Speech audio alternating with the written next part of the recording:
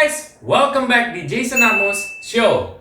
Nah, jadi hari ini gue pengen ngasih tahu ke kalian semua bagaimana cara mengubah 1 juta menjadi 66 juta. Dan ini khusus buat teman-teman yang memang sudah mulai kerja. Pengen tahu lebih? Temukan jawabannya setelah yang satu ini.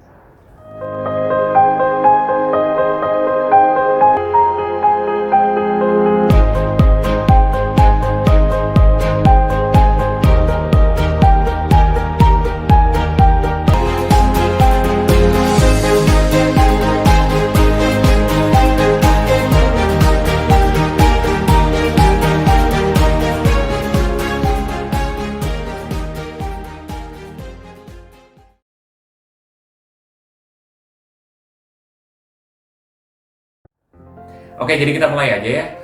Bagaimana sih caranya, Jess? Jadi, caranya sebenarnya tinggal kalian sisihkan setiap bulan itu 1 juta. Ya, 1 juta setiap bulan sampai 5 tahun. Kalian sisihkan di instrumen salah satunya reksadana saham. Ya, di salah satu reksadana saham lah gitu. Tapi kalian perlu ingat, reksadana saham apa, kalian harus analisa dulu gimana, reputasi gimana, dan lain sebagainya gimana. Kalau udah oke, silahkan pilih. Tapi kalau kalian lihat nih berdasarkan data historical, kalau misalkan lo invest 5 tahun lalu, ya kan, itu lo udah bisa mendapatkan 66 juta. Ya itu estimasi ya aja. Bukan estimasi, itu yang lo dapetin kalau misalkan lo invest 5 tahun lalu. Belum tentu kan ke depan juga bakal kayak gitu. Cuman seenggaknya dengan adanya data historical ini, lo bisa kayak mengukur, oh berarti gue kemungkinan mendapatkan itu tuh segini loh di 5 tahun yang akan datang. Mungkin bisa bisa kurang, bisa 60 juta, bisa juga 70 juta. At the end of the day, lu punya chance untuk menaikkan nominal uang lu dibandingkan lu hanya taruh di bank yang which is akan ada inflasi, akan ada administrasi bank biaya. Tapi kalau yang nggak ada administrasi bank, tetap aja kena makan inflasi. Jadi kenapa nggak coba dengan instrumen-instrumen investasi lain ya? Investasi seperti reksadana saham contohnya. Kalau konsistennya aja sampai 5 tahun lu bisa dapatkan hasil segitu. Nah, challenge-nya adalah bagaimana kalian mengumpulkan 1 juta setiap bulan. Itu akan menjadi PR kalian kalau kalian mau mendapatkan nominal ini. Nah, kalian bisa pakai cara 50-30-20 bisa ya. Jadi dengan cara ini 50% kalian alokasikan buat kebutuhan, 30% untuk keinginan, dan 20% lagi untuk saving. Nah, saving ini bisa terbagi dari dana darurat, terus terbagi lagi atas dana darurat sama tabungan mungkin, terus sama investment. Jadi terbagi 3. Tapi kalau nggak mampu, ini saran gue, ini menurut gue ya, lo kuasai dana darurat sama satu lagi investment. Kalau lo belum mampu untuk 3-tiganya ini, yang penting itu pembagiannya.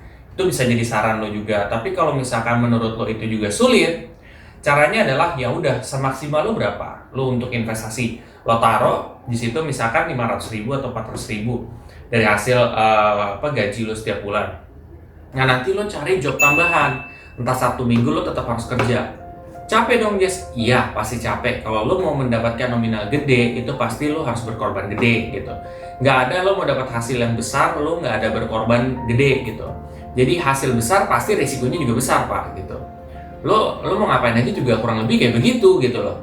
Ada orang misalkan ya, gue nggak tahu ini gue hubungan aja ya. Misalkan lo kerja di mana nih, di entertainment lah. Misalkan di dunia entertainment lah, lo kerja gitu kan. Ya mungkin kalau lo menggali dari biasa, lo jadi aktor biasa bisa-bisa aja gitu. Tapi lo akan kemungkinan untuk naiknya lama tuh lebih tinggi. Tapi kalau misalkan yang gue lihat ya, lo macarin artis atau apapun, itu dia bisa naiknya cepat. Dia bisa naik cepat. Kenapa? Karena ya itu shortcutnya. Tapi apa sih resikonya? Resikonya adalah dihujat gitu. Karena dia bisa sampai sekarang itu karena dia nebeng dari nama orang. Padahal kan belum tentu, tapi orang akan menganggap kayak gitu. Intinya bahwa setiap ada progres yang gede banget gitu, pasti resikonya juga akan gede.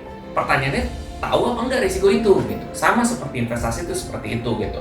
Jadi kalau kalian mau mendapatkan nominal itu, saran gue adalah kalian cari side job juga. Ya udah, kalian fokus ke situ dan dapetin tuh 1 juta setiap bulan, konsisten aja selama 5 tahun.